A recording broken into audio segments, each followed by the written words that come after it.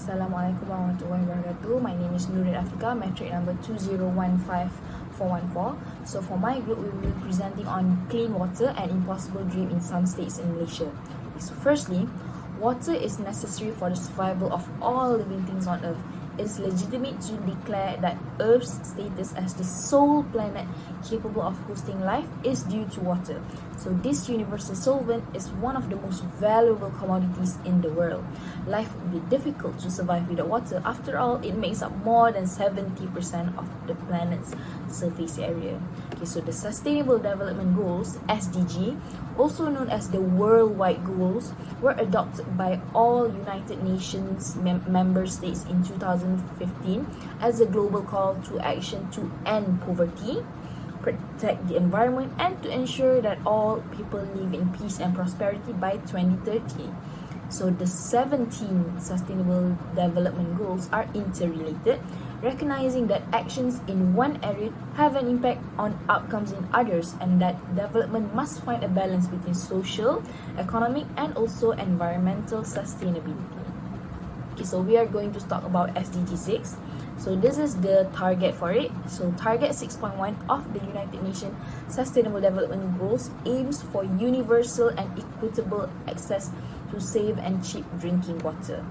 So we are also going to talk about the Malaysian water services. So the Malaysian water services business is facing challenges that must be addressed immediately in order for it to remain successful and sustainable, as it involves three things. First is the institutional and legal issues, high non-revenue water, and also the neglect from proper authorities.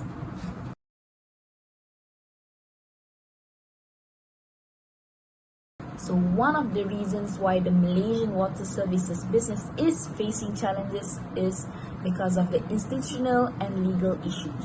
So according to the Malaysian Water Partnership, there is no single organization responsible for the overall planning and management of water resources in the country. So water resource management conflicts such as water rights allocation, flood management, pollution control, and also environment protection are resolved by interagency collaboration and consultation.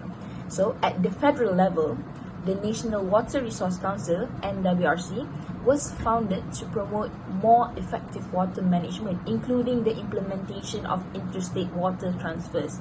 And at the federal and state levels, Malaysia has a plethora of sector-specific water regulations, as well as lack of comprehensive water legislation. So many of the rules governing water are antique, redundant, or also ambiguous. So this complex water legislation concentrates on only a few issues of water resources and water supply that are directly tied to the tasks of the many government bodies, making it difficult to implement effectively. So that is the first challenges. So moving on to the next challenges, to the next presenter, it will be Farzana. Thank you. Moving on to the next point under the keyword non-revenue water. Before that, Assalamualaikum warahmatullahi wabarakatuh, and hello everyone. I'm Nur Farzana Baharudin, metric number 2115450. Under this point, non-revenue water, I will explain its definition, factors, as well as how it reduces clean water accessibility. So first, what is non-revenue water? For those who don't know, non-revenue water is defined as the disparity between two ratios of water, the one supplied to the water supply system and the one consumers are charged with. It was formerly known as unaccounted for water, but currently unaccounted for water excludes unbilled authorized consumption. The factors contributing to non-revenue water can be categorized into physical loss, consumer loss, as well as unbilled authorized consumption. Physical loss refers to water loss due to physical damage at water distribution system, for example, pipe leakage. Meanwhile, some examples for consumer loss includes water theft and errors while handling data. Lastly, unbilled authorized consumption refers to water used by firefighters as well as religious institutes. So now, let's discuss our main question. How does non-revenue water or NRW reduces clean water accessibility? The discussion to answer this question will be focusing on the main impact of non-revenue water, which is inefficacy of water management and distribution, which affects humans as well as the environment. Inefficacy of water management and distribution greatly affects the consumers. For example, the consumers might have to pay for the water they did not get. In other words, they have to pay for the water that is lost. So, in order to improve water quality and services, water concessionaires need to spend a higher amount of money. But they are struggling to do so because the cost to construct and maintain water facilities have increased these past few years, yet the water tariff remained the same.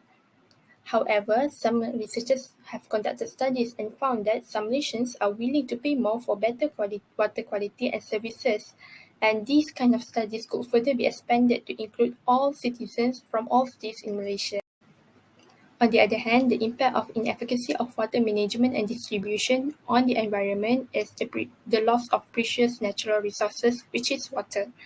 This loss of water will also affect animals and plants, especially those kept by humans, hence the reason why SDG 6 aims to improve clean water accessibility for all consumers.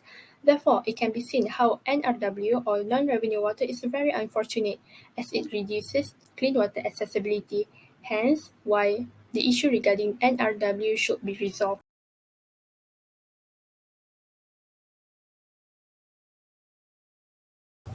Hi, my name is Ainin Sofiya, and today I'm going to talk about the point neglect from the authorities. So when it comes to the authorities, obviously someone with power has the right to do anything that they want. However, problems can occur when the consequences of their activities can cause a severe negativity in other people's life. Consequences here can be varied, but in this case, is when the pollutions or illegal activities from another party can cause the environment to be polluted or endangered to where the public is being ignored or not taken seriously enough by the authorities or even like the local governments, hence damaging the local water resources. Well, the World Bank's most recent study already cautions about the planet's invisible perils, which is known as water contaminations. Contamination could have like a domino effect towards the other global challenges, thus immediate actions is required to address it. By consuming polluted water, for example, might result in a child stunting, infant mortality, decrease in productivity levels, and even a danger towards the food securities. Since the law was not enforced strictly, it had caused like multiple parties to take lightly in terms of pollutions, hence making them to feel like it is okay to do illegal activities as long as it already have like a big benefits for them. Hence, this effect can create more damage towards society if the responsible group did not understand the consequences enough to stop their illegal actions. Well, towards the recent case in Malaysia back in 2019, the pollution of the Sungai Kinkim in Johor had already shocked the country with several casualties ranging from primary school students up until towards the elderly.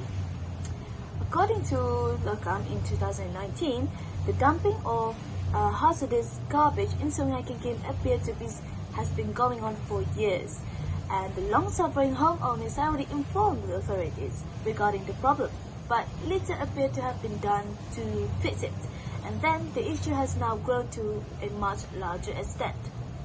All along, there were indications of illicit dumping and people had already expressed their worries, yet again nothing was done. Furthermore, there's a news article already mentioned that a specialist by Dr. Zaki Zainuddin had already looked into this matter for some time, and he also noted that the authorities did not take any actions when the case was smaller compared to what it was back in 2019. He stated that the problem has now reached to a much bigger scale.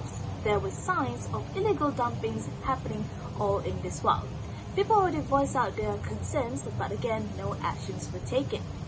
And the problem had been prevented back in 2012, but it was delayed by the authorities up until 2017.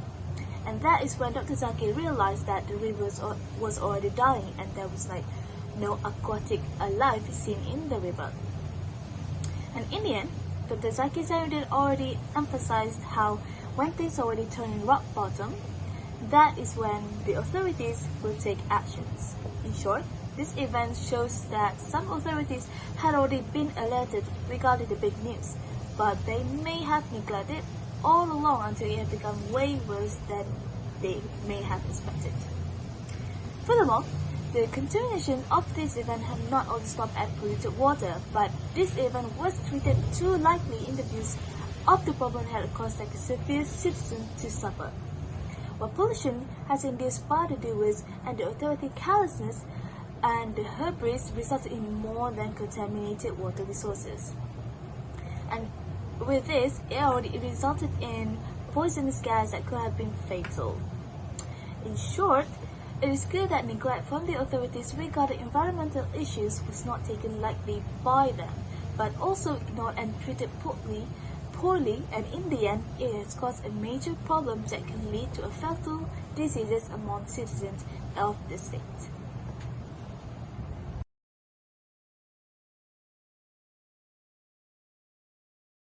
So in conclusion, the question is clean water really is an impossible dream for Malaysia?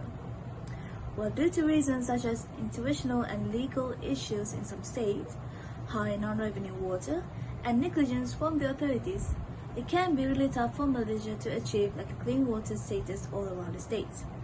Some of the big cases already been talked before, but there are also many other issues in Malaysia that either has not been brought up, or even worse, is being ignored by the authorities.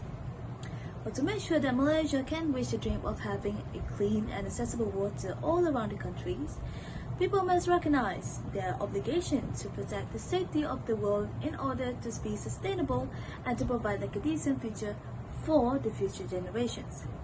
Apart from that, citizens also must evaluate their purchase choice and the influence on the river to take opportunities to avoid contaminated items.